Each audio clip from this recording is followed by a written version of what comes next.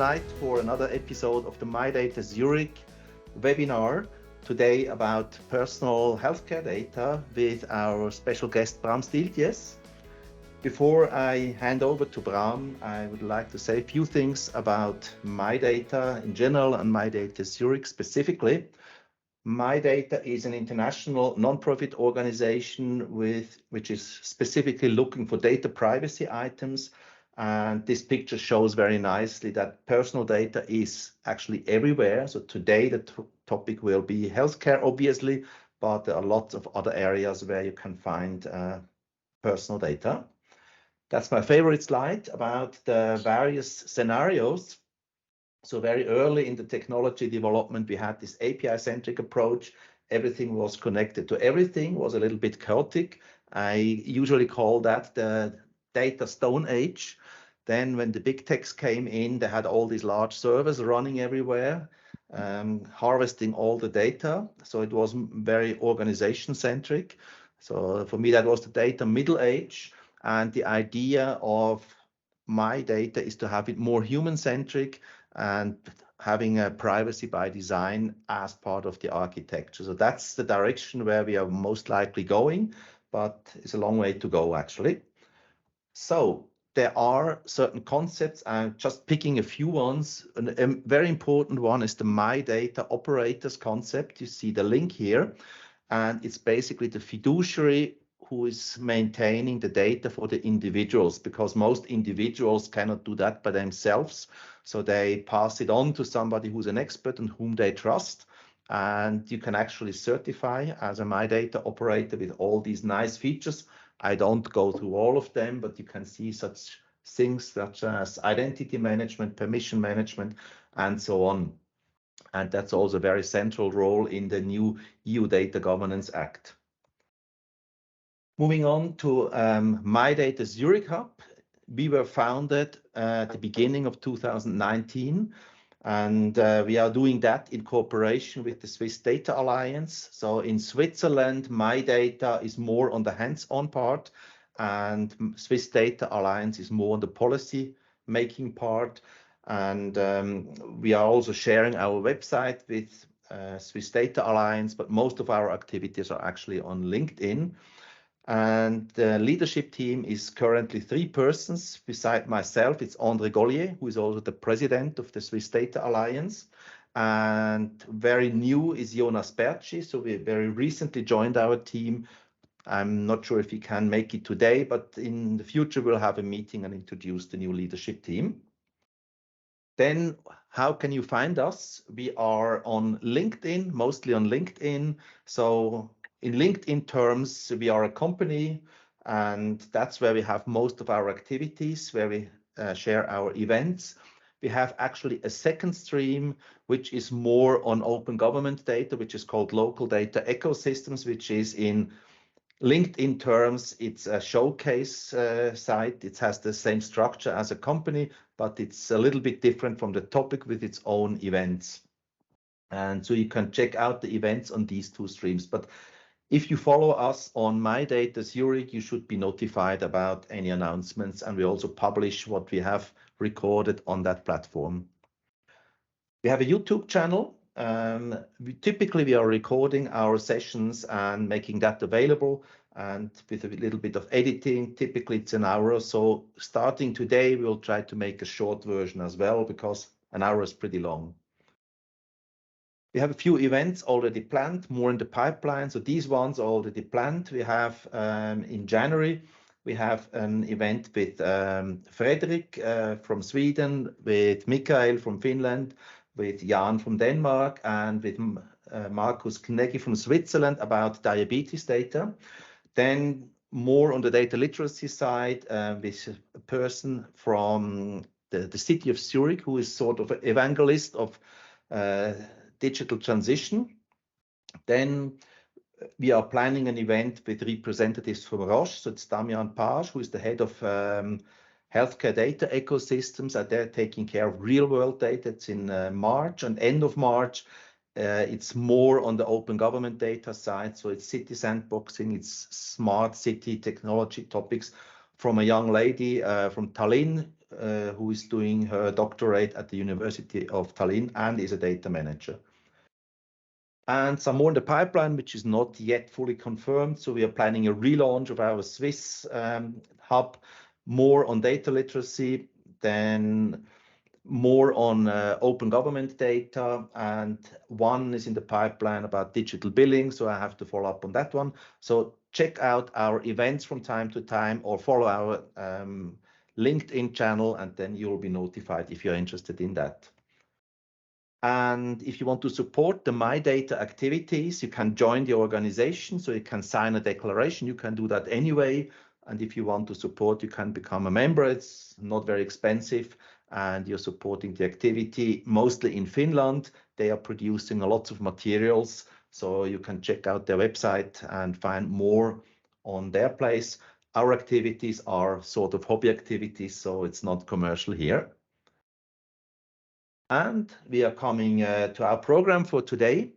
Usually after my short intro, our guest spends about half an hour on his topic as a keynote. Then we have about half an hour of time for discussion. We make it 1 hour straight. I understand everybody is tired and possibly hungry in the evening. So after an hour, the official part ends. So for those who are patient, they can still stay. So I have agreed with Bram that we will be available a little bit longer if you have more questions, but we turn off the recording after this hour, and then everybody can go his own way if they want to do so.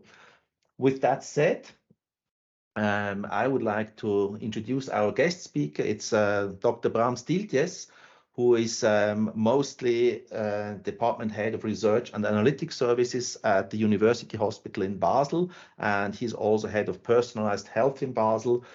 From the conversations, I know that he has very interesting activities, but I think he can introduce himself much better than I can do that. And I know that he has interesting projects. So as a start, Bram will tell us about his activities and then go into his challenging points as far as I understand it. So thank you very much, Bram, for taking the time. Floor is yours. Yeah, Pete, thanks a lot. And good evening to all of you. Actually, now I can speak about what we are working on, because Amanda is also in our team at the University Hospital in Basel, as Pete said. And so we are both medical doctors by training, but I did my PhD in medical image analysis. I'm a radiologist by training, so I was always a little bit in the kind of triangle physics, informatics, and medicine.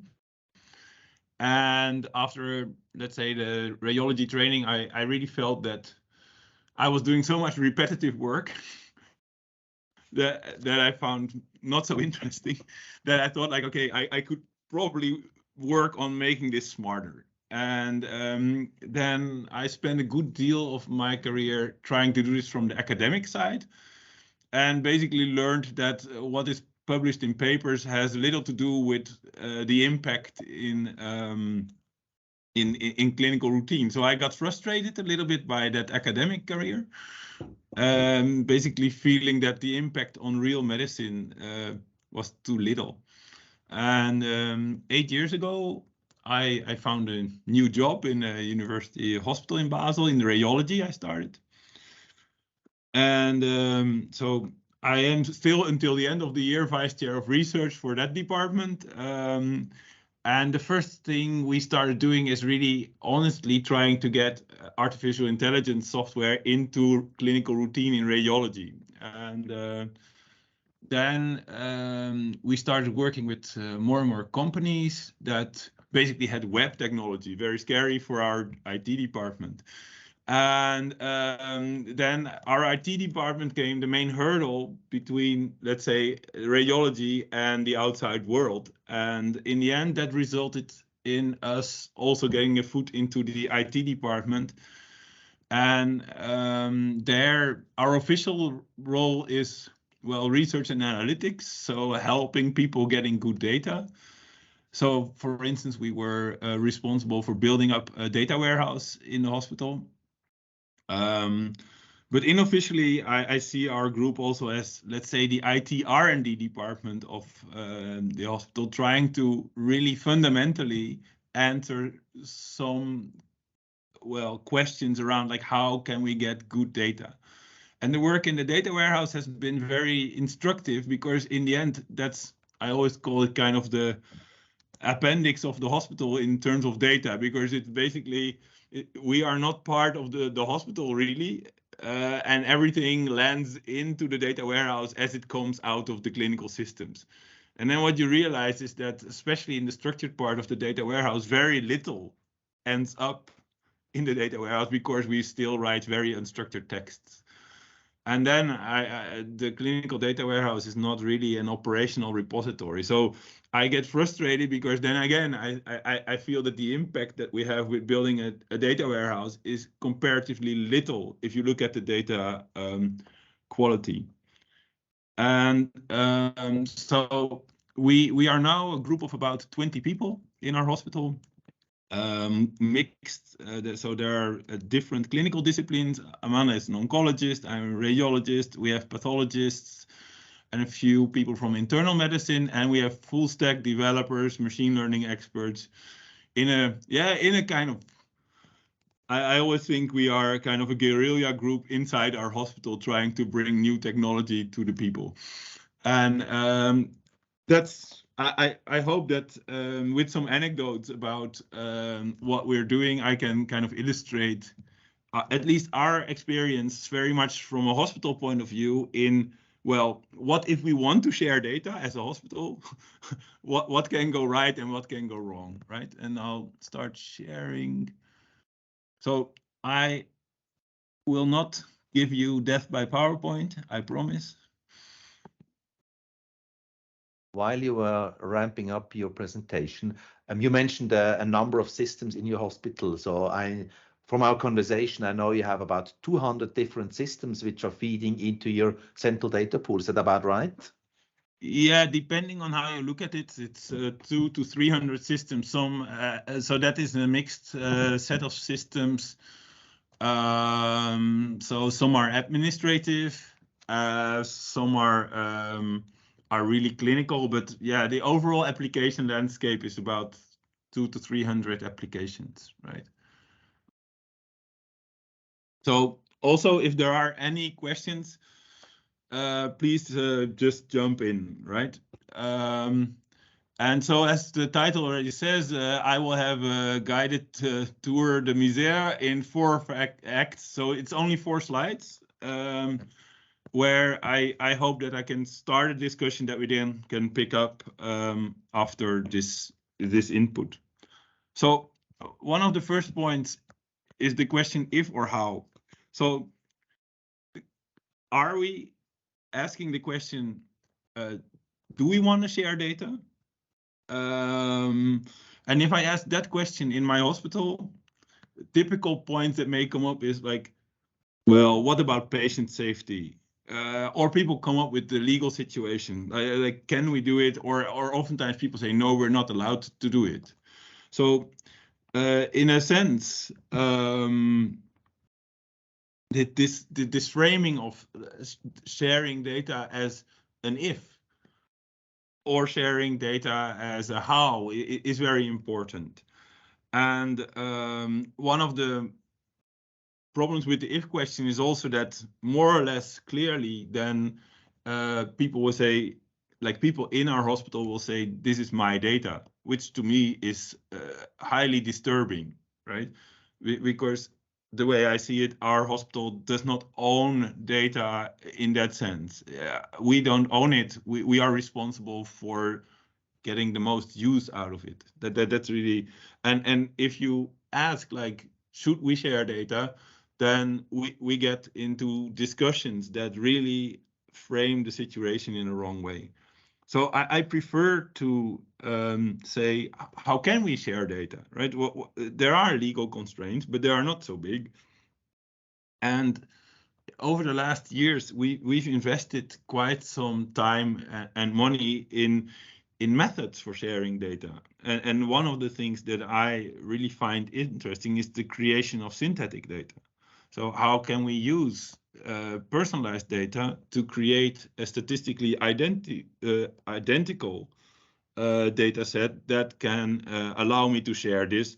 And by Swiss law, this synthetic data is not personal data anymore. So I can share it. I can even put it on Git, no problem.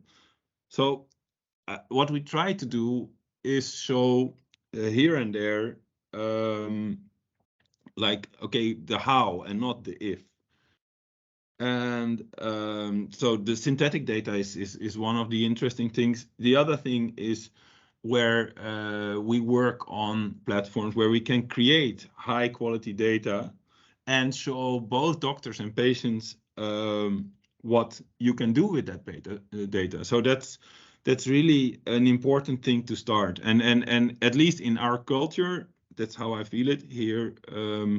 It's very important to lead the discussion to the how and get away from the if.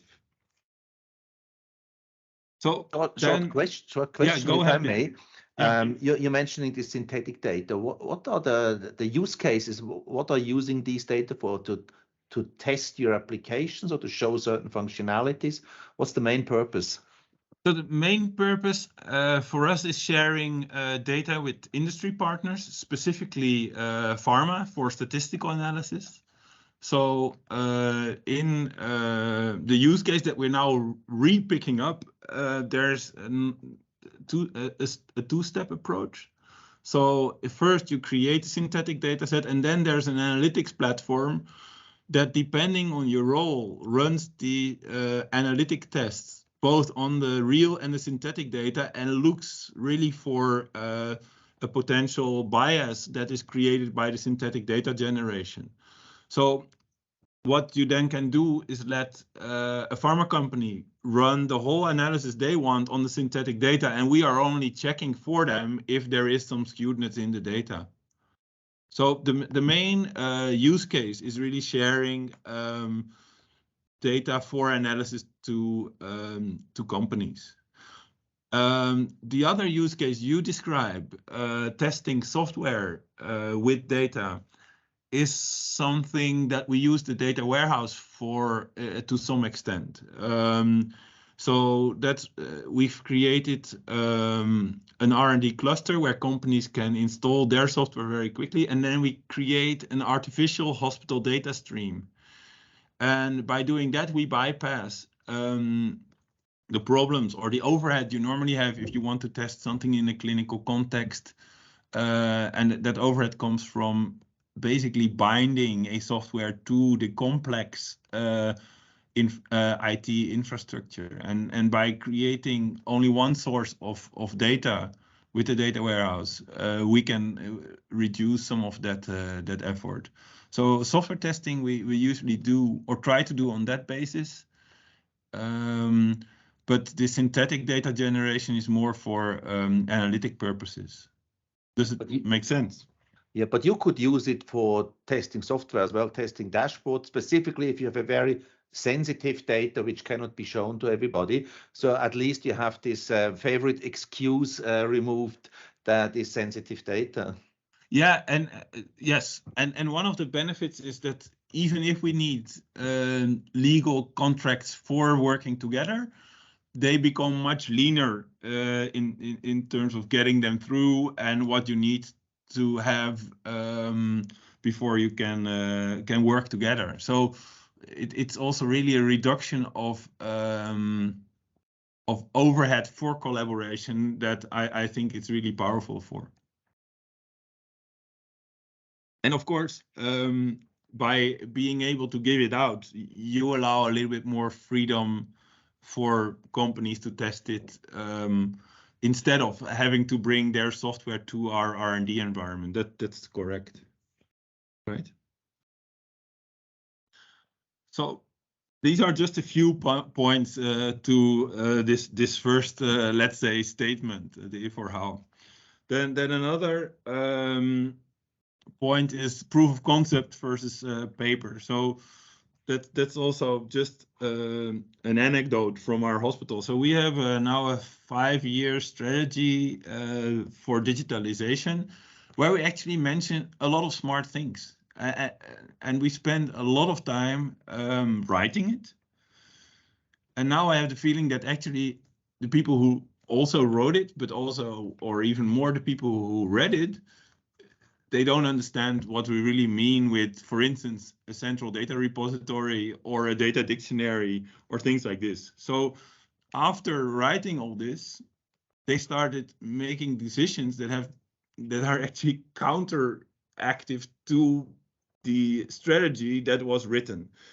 And what I feel that is really lacking in our environment is a bit more of an R&D setting where you really say, okay, we roughly know where we want to go, and now we're going to test things. And we, as you can already kind of hear from the introduction, are a larger fan of proof of concepts, where we really say, okay, can we break things down to something that we, even as a small group, can handle? And some of the early examples were bringing artificial intelligence to radiology. And what we actually had to build first were search engines to quickly find data. Right? And that's very boring. I almost get no money for that. Nobody understands that this is something important. But as soon as you start then doing collaboration, so we started off with an Israeli startup called AI Doc, that is now actually not a startup anymore. And then we could really show, after we got the setting with cloud computing through our data governance, that this is something that can really work, where you can get images to an external server and results back within minutes, even before patients are gone.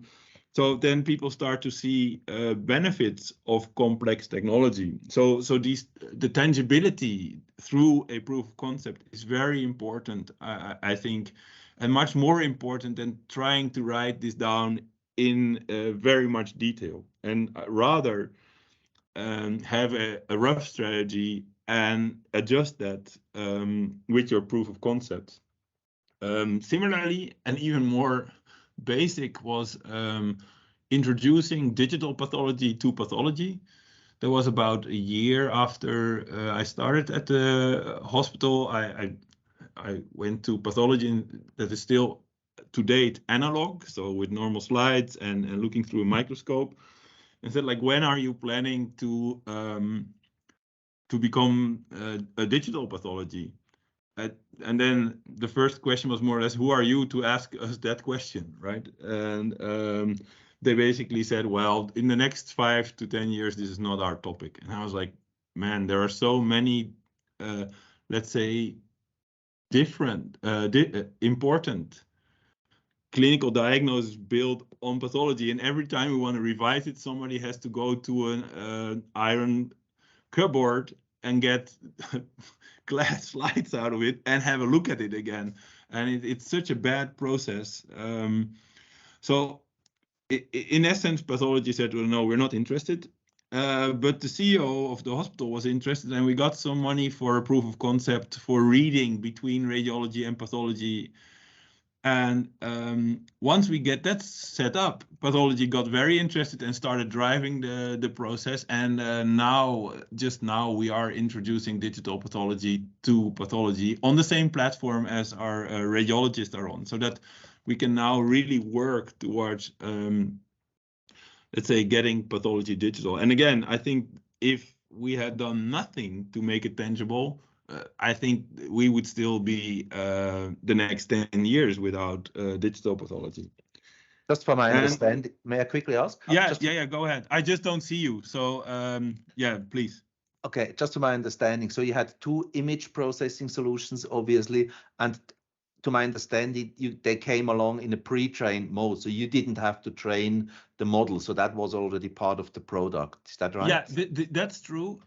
In the meanwhile, we also build our own platform for this, including, let's say, a platform for radiologists to work with the data. Because, as in any case, the use cases that are important to us are not always important to industry, right? So So now we have, let's say, two large streams. One is the stream I described, where we work together with companies to get their applications running in our environment. And the other stream is where we cannot get companies enthusiastic fast enough or at all. We have a whole system for finding imaging data, finding the corresponding clinical information out of the text. So that's all in one search engine, where we then can quickly select the right exams. Then it gets moved to an annotation platform where, if needed, we can annotate quickly the images. And then we have a training platform where we can train algorithms. And then we have, let's say, a reporting platform where the interaction between the results from the algorithms and the final radiology report is built. So basically, we always, when we build it ourselves, create an end-to-end process from, let's say, raw imaging data to a written report with quantitative values. Yeah, but just to make the case for the proof of concept. So as a start, you took something which was already working. If you would have, Exactly. have to persuade your management to get it from the scratch, then you would never have gotten to that point. I think that's totally correct. Yeah.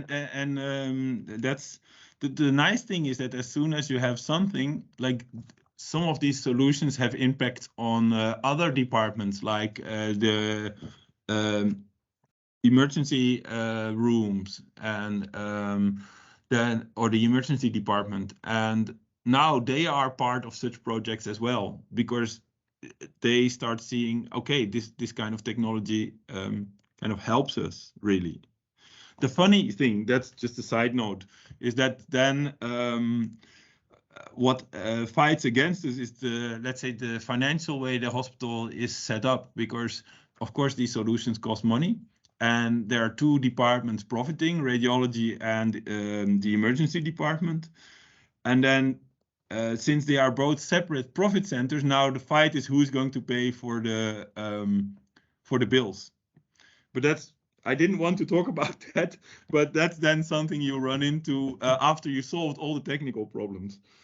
But again, to make the point for this proof of concept, if people can see it, if you can demonstrate it, if it's sort of tangible, then it's a whole lot easier to persuade them. Just writing one more concept on study doesn't really help in that context. No, it's too abstract, and you have to also understand that these people are already overloaded with work, right? So if I come with the next fancy, interesting technology, they're not waiting for me, right? This is not something that they care about. They care about something that solves a problem for them. But if I say, like, look, it would be great for your department to invest some of your precious time in AI in the emergency department, they will probably say, yeah, nice, when can you come back again? And that's it. And what I have realized, I'm an engineer by trade, so talking to medical doctors, I have started to learn that it's a totally different world. So for them, it's really far away. So if you cannot show it to them, then it's almost impossible to explain what the benefit would be. Yes, you have to make it tangible. It's really like this, and we had to show, okay, it really saves you some time. Actually, time saving or money making, I must be honest, are the main criteria. Often people talk about quality. I like it a lot, but it doesn't sell very well. Yeah, efficiency, I've been told by another medical doctor, efficiency is the key point, specifically now where we have these limited resources in the healthcare sector. So efficiency is everything. Yeah, and it's I made that mistake a lot in both my work in Heidelberg and here, that I thought, okay, but if we make it better, like qualitatively better, that should be a good motivation. But it's really, there's too much pressure in the system to really make that count. And unless it's more or less requested from outside, it's not a real driver. On a side note, on a side note, you know, I'm dealing with our national electronic health record a little bit, elektronisches Patientendossier. So whenever I have a chance, I ask a medical doctor, what must be covered for you to use that? And the answer is actually very simple. It must make my life easier. Yeah. And it's unlikely to change because, let's say, the margins on healthcare are getting slimmer and slimmer. So the pressure will get higher rather than lower, and we are faced with more and more data per unit time, right? So the chances of getting people really involved in additional projects without clearly addressing their acute, let's say, needs is really low. But yes, I think the takeaway point is that probably don't overspend on strategy papers, and get early enough to proof of concepts where you also can address your own uncertainties if something will work or not, right? It's very, very valuable to look at. Then another kind of also favorite in terms of framing it is like, okay, so if we talk about sharing data, what do we start talking about? The risks or the benefits, or put up others, the risks of not sharing, right? So that's another way of calling it a benefit. So this is also something that, you know, I really sometimes get upset with this. As soon as you start talking about we could do this or that with the data, the whole discussion is quickly reduced to legal. It's like, what are we allowed? Do we need ethics approval for this? Do we need document A, B, C, D, E for this?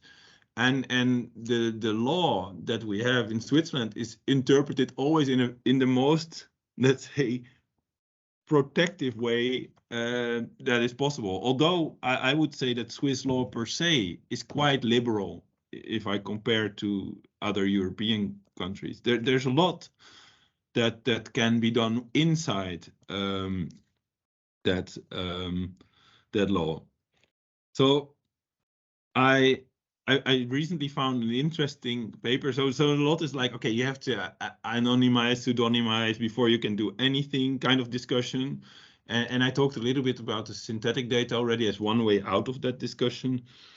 Recently, I read a paper that researched basically how many patients got re-identified from pseudonymized or anonymized data versus how many full patient records got stolen, right?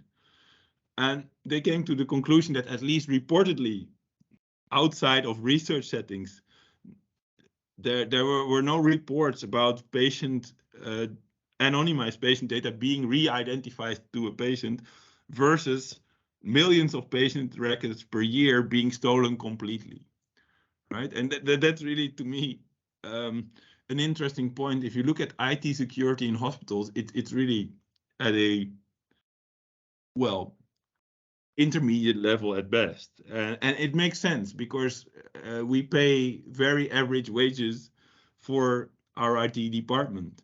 So we cannot even pick up a security battle with what's out there in the world.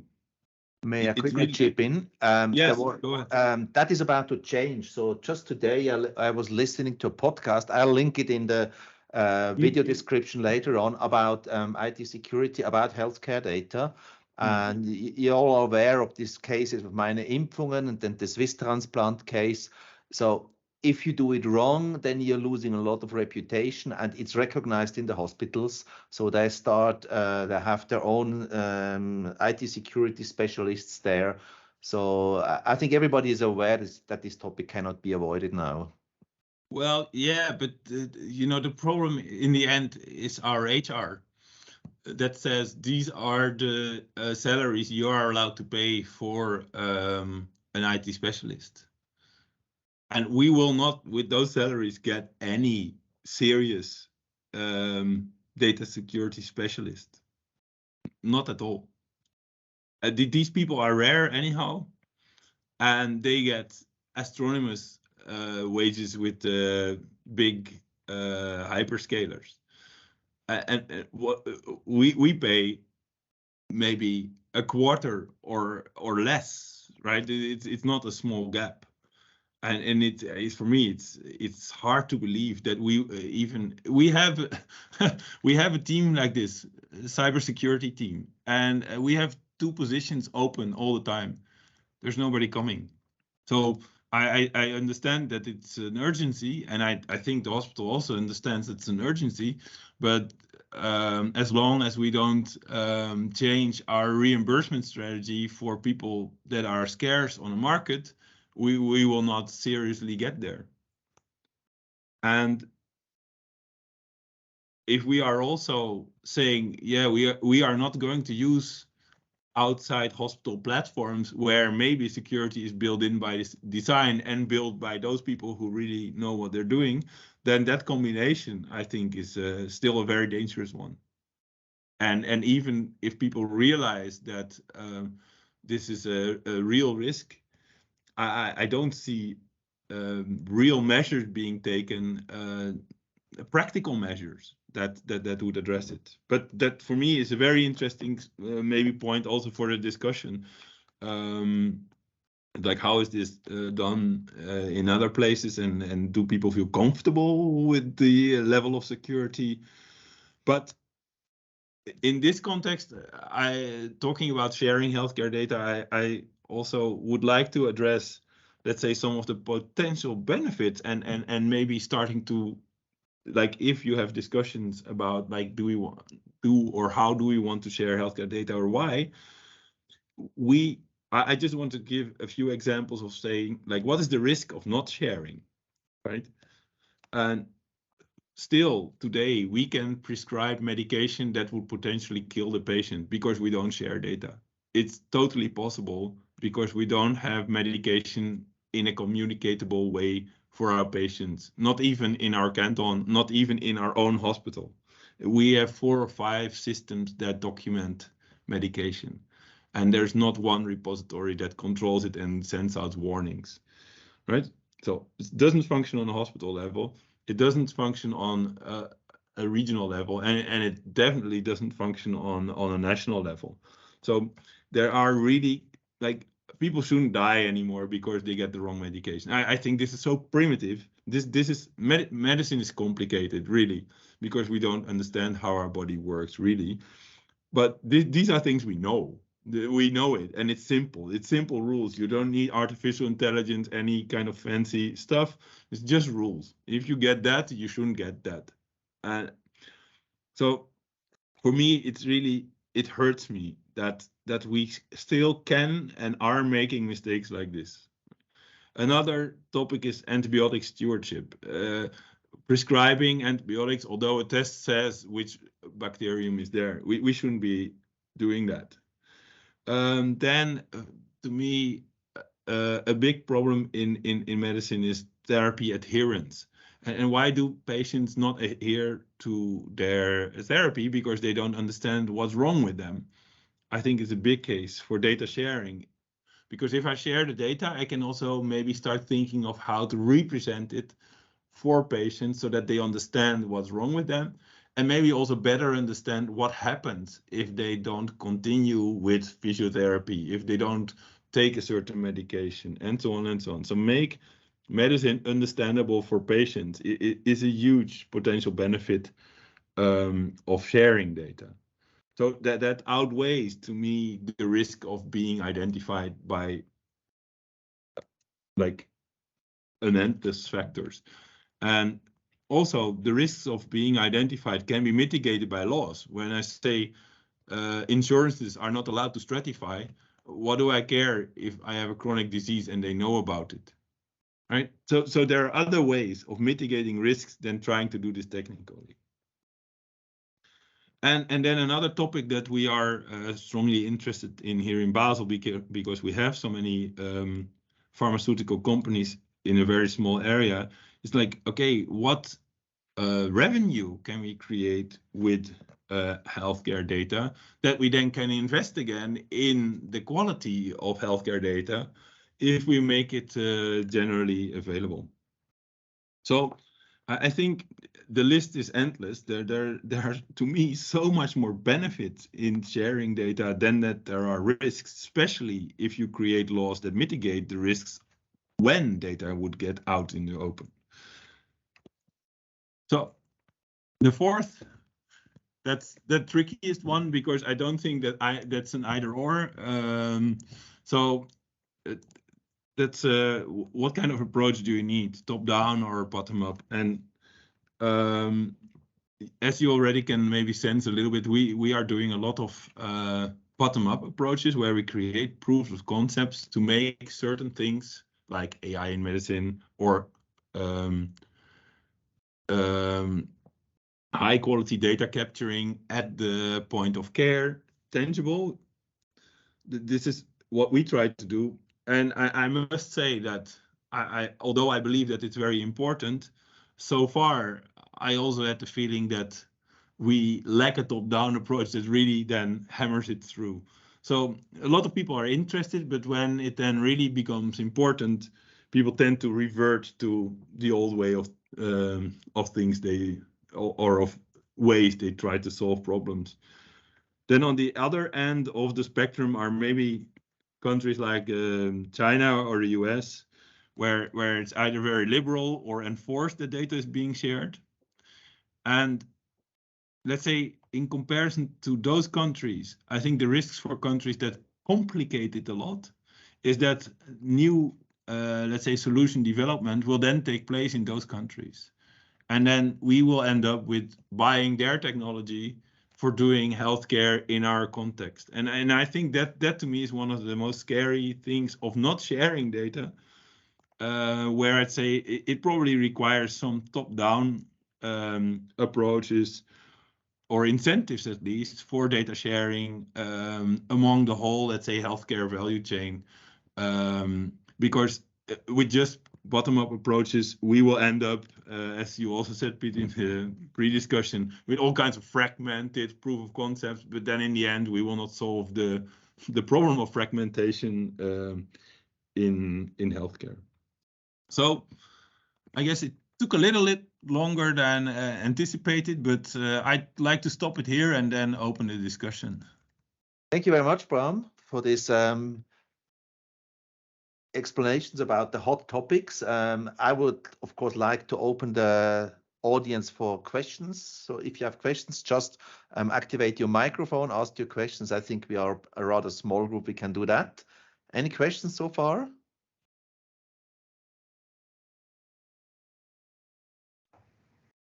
Yes, hello. I don't know if it works. Yeah. We can hear you. Oh, yeah, great. Can you comment on this Swiss Personalized Health Network, this initiative, this SPHN, and how it fits into your data warehouse strategy and so on? Yeah, sure. I think honestly, we can say that we have a data warehouse because there is the Swiss Personalized Health Network. So otherwise, I think the hospital would not have created the data warehouse. So the data warehouse is kind of the central hub for data delivery to the Swiss Personalized Health Network. And as such, we are responsible for that data delivery.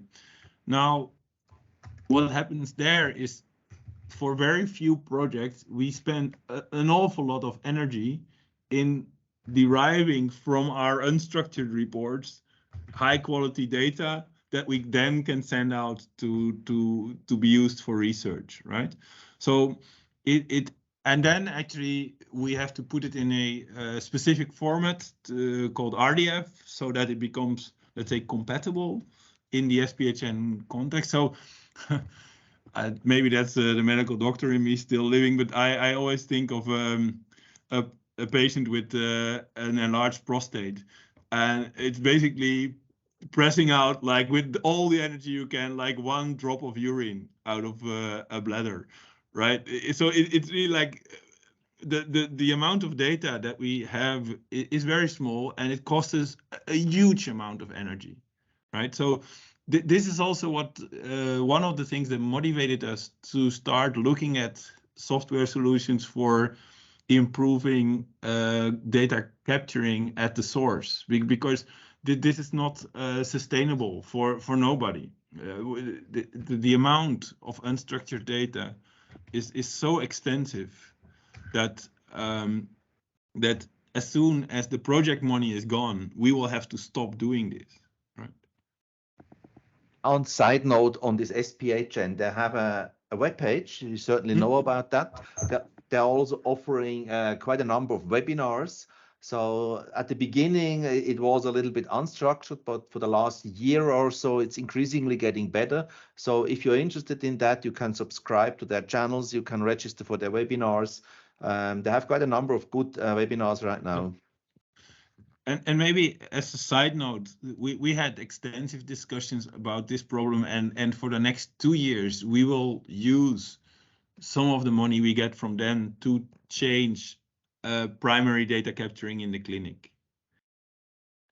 To really address, let's say, the topic at the root rather than at the end. Does that answer your question? Yes, sure. That's great. I mean, can you let's say like what you mean by having the structured data capture at the earliest point? Because I think doctors, they often want to express themselves, for instance, with like text, just prose text to describe their insights, and then usually there's like machine learning that extracts certain keywords or some meaning automatically, but eventually things have to go in a data model that is structured, right? And otherwise it will be very hard to do analysis. Yeah, so you addressed now a lot of things in a few sentences. So the first statement, that doctors want to express themselves like this, I can to some extent contradict. So we had requests from departments that said we want to do structured data capturing, and then basically I said, okay, officially I have to ask IT how we can implement this in our current hospital information system, knowing that it can't be done, right? So it's not generally true for all doctors that they continue to want to write long free text reports. Amanda is maybe also living proof of it, but she can comment on it in a sec. And then the other point is that that's maybe also a good example, is that they don't understand that they can save themselves a lot of time in other processes if they document at the start in a good way. So this is things we try to show, again, with proof of concept, that, hey, if you document your patient like this when you see him the first time, maybe your next tumor board preparation will cost you 5 minutes instead of an hour, right? So that's also a little bit what you have to do, is you cannot only look at one situation in the whole, let's say, patient journey and say like, here it costs more time. You have to also really look at the whole journey and say, okay, here it costs maybe 10% more, but over the whole, let's say, chain, I really save a lot of time. And that's only for the primary process. I call it, let's say the primary process is the healthcare process. And then we have billing and certification. If we improve quality of data at the source, we can save a lot of money in the secondary processes. Now, of course, what becomes then interesting is the hospital then willing to move the resources that you save on the secondary processes that are usually somehow allocated to management positions towards nurses and doctors, right? Even if you save them. So that would be an interesting point there, if that then would happen. Right? But generally, I would say that we can prove the point that structured data capturing can be done without too much overall time loss. And then the machine learning part, I have a lot of discussions with Pete about it. We've done things like talking to radiologists what should be in the report, agreeing on what should be in the report in a structured way, in their own reports. Then we gave them 2,000 of their own old reports and said, look, you cannot look at the images anymore. Take that structured item out of your own report. And they could do that in 40% of the cases explicitly and maybe 20% implicitly. And in the other 40%, they couldn't do that themselves. Highly trained physicians cannot get it out of their own report. So my point that is very, very interesting. Thank you for that comment. That's and that's really like it's not healthy to use machine learning AI as a magic wand that will solve our problem. So we've done that, and my statement is, if doctors cannot get something out of their own reports that they think should be in there, in let's say the majority of cases, then there is no algorithm that can do it. These algorithms are not smarter than we are. They are just faster and they don't get tired. But that's one side of the story. Can you say what explicit and implicit is, and the rest, is it like looking at the images again? Just to clarify. Yeah, so the very concrete case, so I'll have to be a little bit more concrete to explain it. We took reports that were written for staging of lung cancer. So this is at a phase in the treatment where you know this patient has lung cancer, and we do the imaging to plan the treatment, right? So, and then in cancer in generally, there's like something called a tumor formula, and it describes explicitly kind of what is the current status. So there is a T describing the tumor, usually the size. Then there's N, that's the lymph nodes, so saying that there are lymph nodes affected or not, and M is metastases. So it's a tumor formula, and it has to be in that exam, because the next decision making in oncology is based on the formula. And so explicit means the formula is in the report, so I can just read it, right? That's explicit. Implicit is there's like a bundle of text from which I can derive the T, the N, and the M with some certainty. That's implicit to me. And not there means I give you this text, I tell you, give me the T, the N, and the M, and you say, no, sorry, I can't get it out of the text. So that's what is meant with these three cases. You mentioned Amanda's new approach, so I'm actually quite keen to hear what she does better than other doctors. What are you doing, Amanda? Are you still? Yeah. I'm muted. Yeah. So I mean, I left the clinic for exactly these reasons, because I was tired of copy pasting, of writing down the same information all over again and again and again.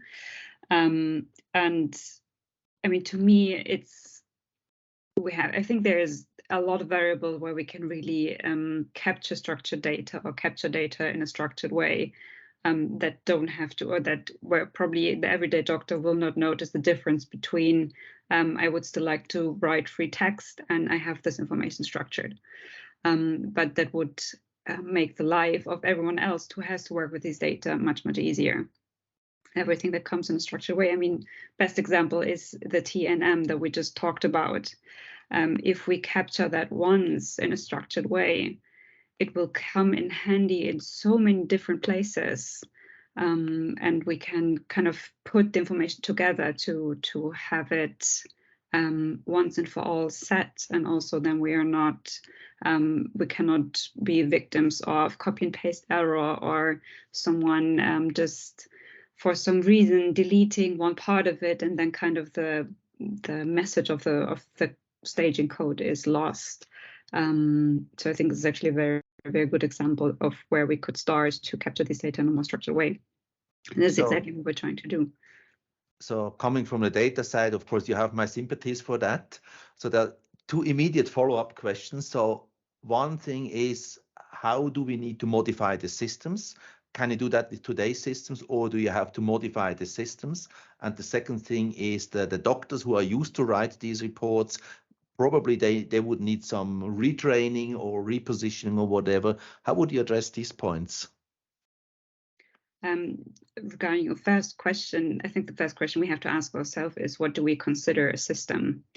Is it everything from the, let's say, the UI where you enter the data down to the clinical data repository or whatever it is that actually captures the data, holds the data? Is that what you call a system, or can we not actually break it down in its components and its functions, and then we are maybe more flexible even in how we want to design the whole workflow? Sorry, can you repeat your second question? But that's an important one. How Yeah. would you address the doctors who are used to write the free text reports today? Yeah, I think it depends. I think for me, what I noticed is that we have to set the mindset different from what at the moment I think is a very process-oriented way of documenting. So everything at the moment is kind of revolving around the process of a patient, like from admission to then dismissing of the hospital. And this is how doctors have learned to think, but I think actually what they would like to think like is to think patient-oriented. So that you actually can just collect information for the patient once and just collect it whenever it is needed for the patient in its patient's journey. And I think if we have that in mind, then restructuring the processes might actually be easier than we think, or might be easier, more easily accepted by the doctors than we think. And I think one way to make it easier for doctors is starting with the small parts where they don't feel it so much. So maybe not start in trying to make a structured dismissal report, but maybe start with structured entry of stagings or medication or vital parameters or examination findings. So things that really are easy to structure, and then support them with not drop-down lists, but maybe graphical support that's very intuitive to use. So going away from the classical form where you just have a lot of empty fields, but to something that is a bit more maybe inclusive, and bringing data together from different parts. So you have this dashboard character that we also know from modern apps or other websites and interfaces, but that somehow have not reached medical products yet. With that, you have actually answered the question about what is a system. So to me, the system is actually a platform which allows to pass through this data in a patient-oriented way without losing any semantics on its way. So that would be a system. So basically, in technical terms, knowing the data types and the semantics of this information object throughout the whole system. So Frederick has obviously a response on that one. No, it was on Amanda's last comment there, and I love that you picked that up. Back in 2010, I was part of a product that tried to make the medical industry and medtech companies actually adopt exactly, user interface which is recognizable across systems and so on. And they just bluntly refused. They said, no, you cannot do that. You'll take away all of our, freedom to do anything. So I think it's very important to point to that fact that you as professionals, you need this. I mean, this came out of not so much the professional side as us as system developers. So thanks for raising the point, and it's still valid 10 years later. It's sad. Yeah, maybe as an example, the one pathologist in our team, he's a fanatic FIFA player on a console, and he's always saying like, look, I can make a complex analysis of different soccer players on a graphical user interface and create a perfect team. And why can't patients look like that? Right. And that's maybe a very kind of capturing way of how I also would like to look at the patient, is like see their strengths and weaknesses. And if something is documented that changes the strengths and weaknesses, I see it.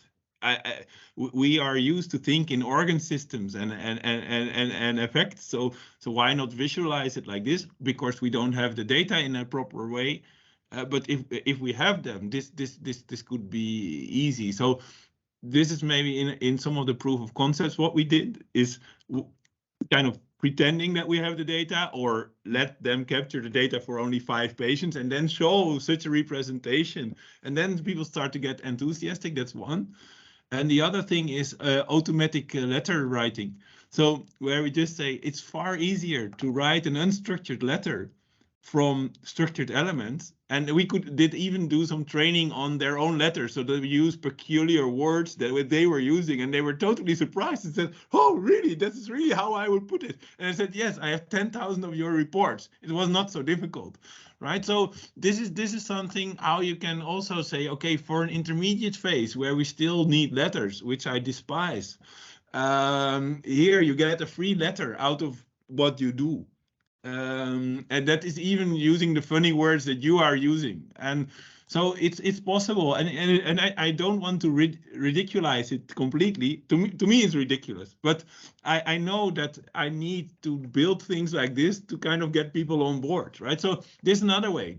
Let them do something different, but let them get what they did before for free, right?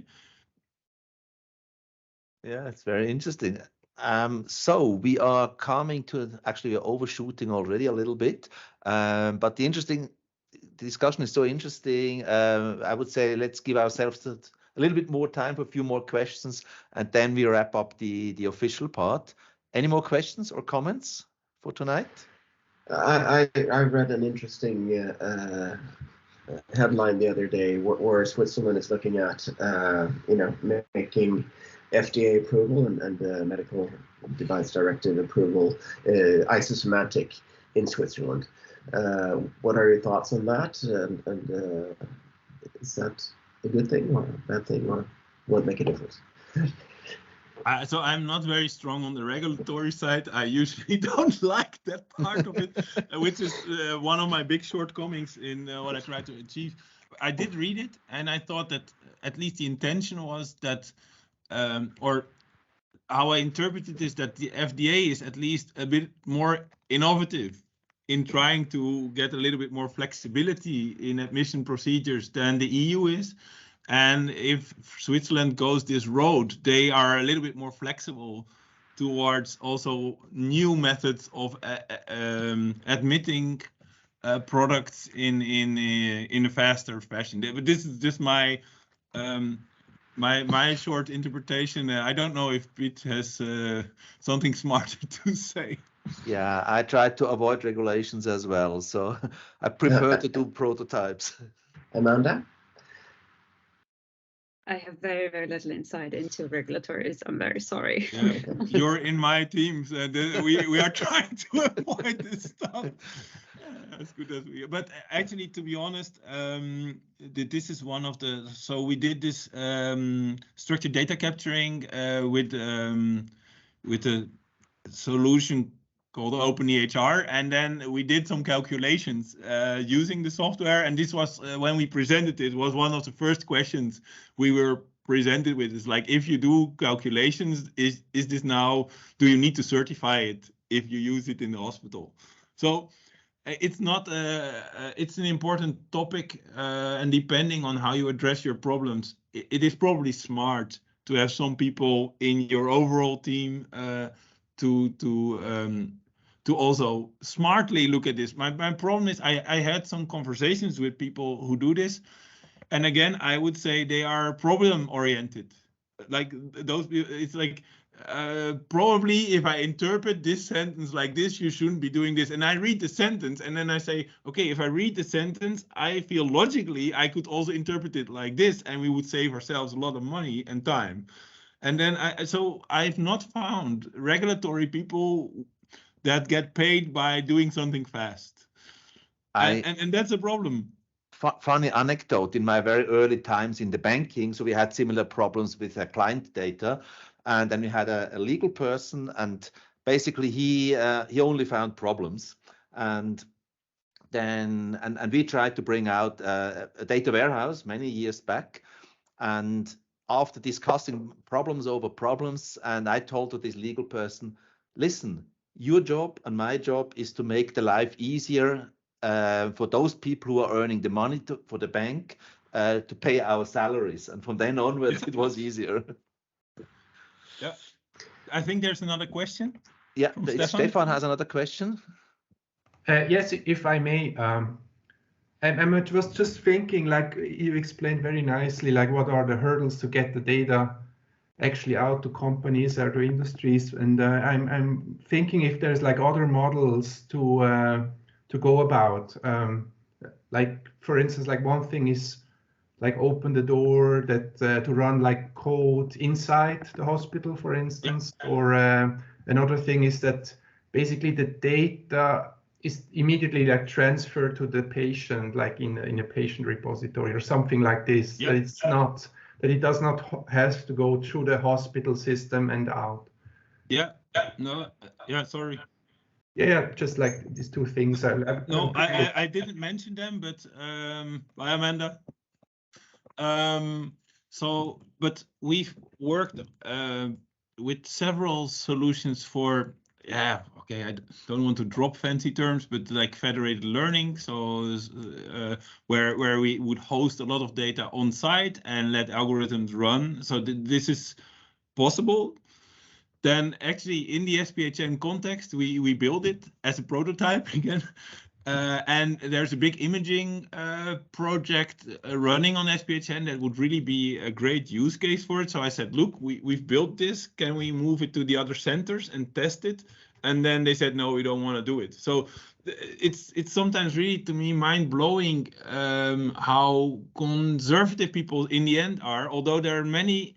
So the way I see it is, you mentioned now one other technical possibility to next to, let's say, the synthetic data that's absolutely valid, that is used in other industries, and somehow in healthcare we kind of find a way not to use it rather than implement stuff that is there.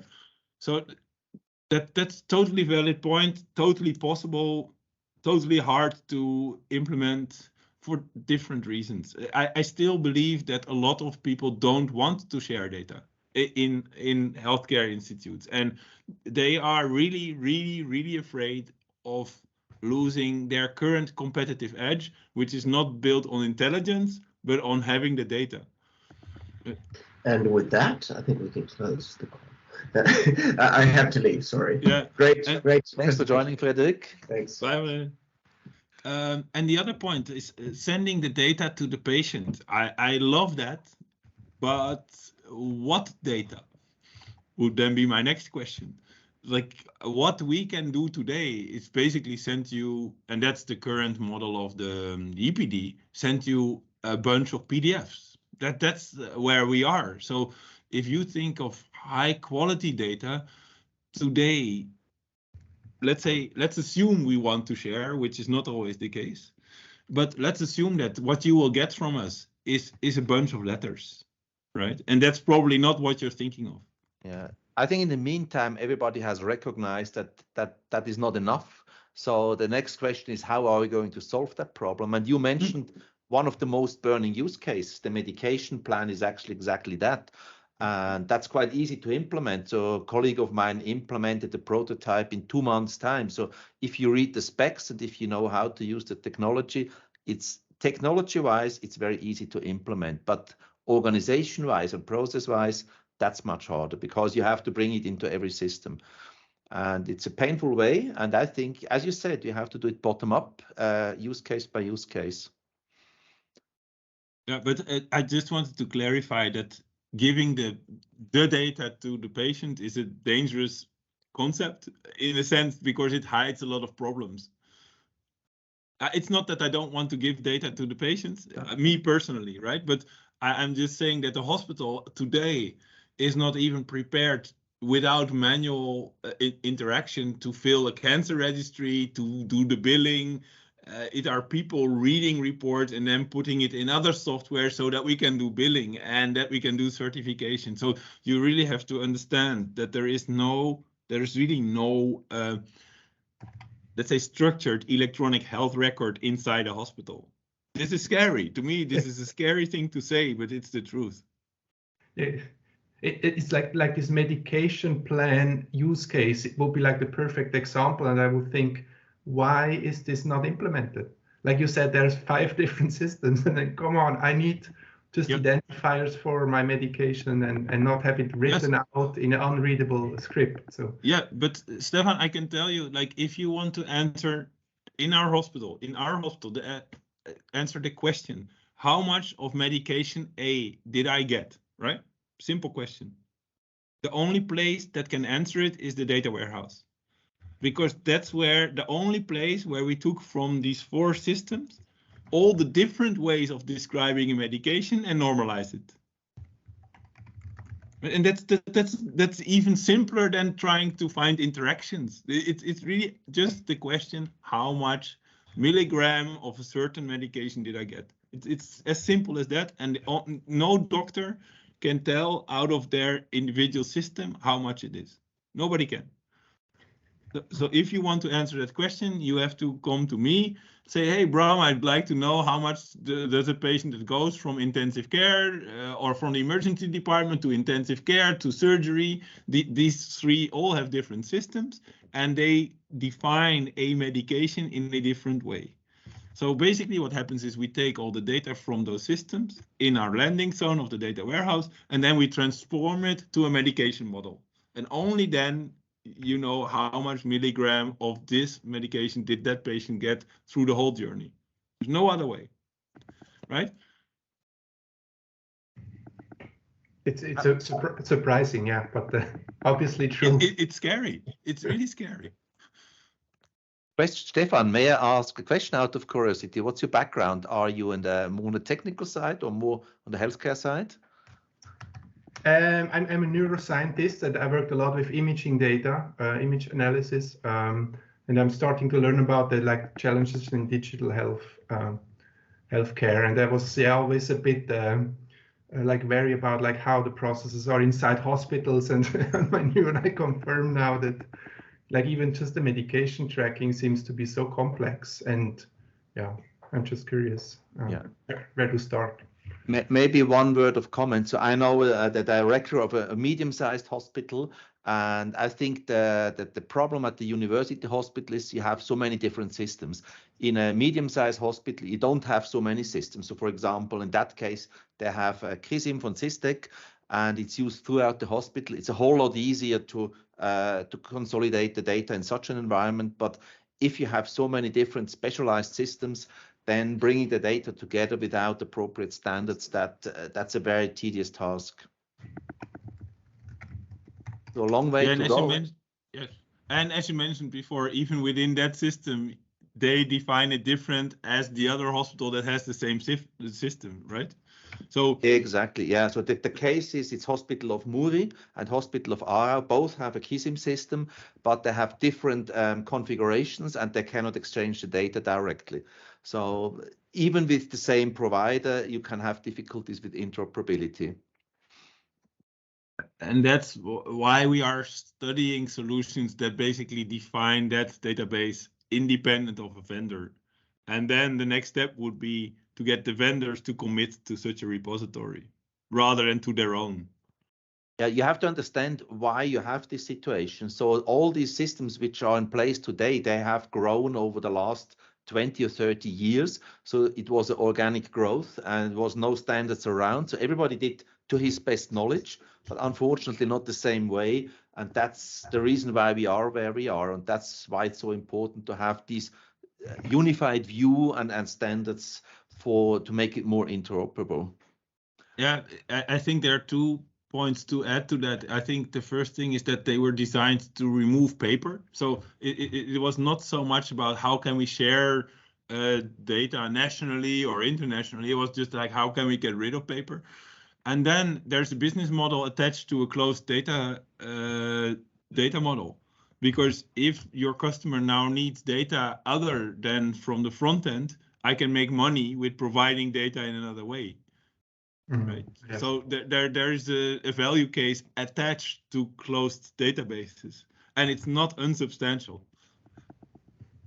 I think in the US, this is why they like with laws forced now this like big EHR vendors to make it public. But it was like really like a political decision. Yeah. And yeah, I'm just like thinking probably that there's not much hope to convince all the vendors to change their data model probably. Yeah. It also depends on the clients. If the clients accept this type of product, then of course the vendor will try to maximize the commercial benefit. But of course, the buyers also need to have some competency and order products which suit their needs. And in the past, that was not really done. And that's why I have this very fragmented situation today. So there's somebody dropped out, I guess. Yeah, FIA obviously has a bad connection, but we are overrunning considerably. So we are still on recording, but I would say at least we can finish the official part, but I would like to try something new for today. I'll show you one slide and try to do a short wrap up. Just to summarize, I would try to wrap up the key takeaways and then, even more interesting, try to figure out where we should move. So with the wrap up, Bram, would you like to summarize a few takeaways from your side? Sure, I can try. So I think what I hope that I could share with you, that it's important to build proof of concept so that things become tangible. These are things, technologies that change the way people work, and you cannot convince them on paper. I think that's important. I really think that we should look at benefits of sharing data and not all the risks attached, and we should there are other, let's say, sensitive industry areas where we share data. There is technology out there that can solve privacy issues. It's there, and we just need to use it, and we just need to use it reasonably. We should really look at the benefits and not at the risks all the time. Then I think we can do proof of concepts, but our governments need to have a data strategy for medicine. And it really needs to come from them to set the incentives for also larger companies to change their business model. And there are examples of that in Slovenia, in Catalonia. So it's not totally new either. And I think we can get there. It requires a lot of data literacy, if you want, on the user side. They have to understand why this is important, and they have to feel it, and they have to fight for it. Really already also saying like, yeah, what can we do today? It's really make proof of concepts that show that it works. Talk to also government officials and try to influence them in saying like, this is what you probably should do if you want to have an affordable, transparent, high quality healthcare system. Maybe involve industry to also carry some of the allocated costs. I think you covered pretty much everything. Now comes the really interesting question. So it's one of my favorite questions, leading from the emerging future. So where should we be in 5 years' time, in 10 years' time, and what do we need to decide today to make that happen? Your view on that?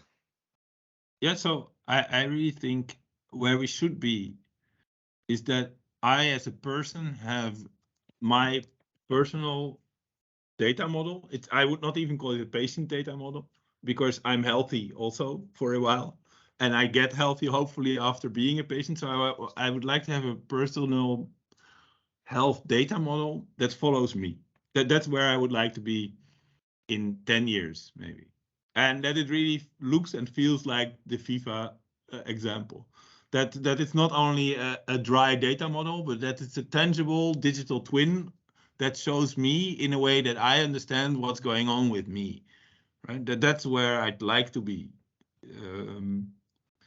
And I'd like that to be shareable with all healthcare professionals to my benefit. And what do we need to decide today to make that happen? I think really an open data, open technology strategy is key to it. I really don't see a vendor locked in way to get there. And that's something we can decide today.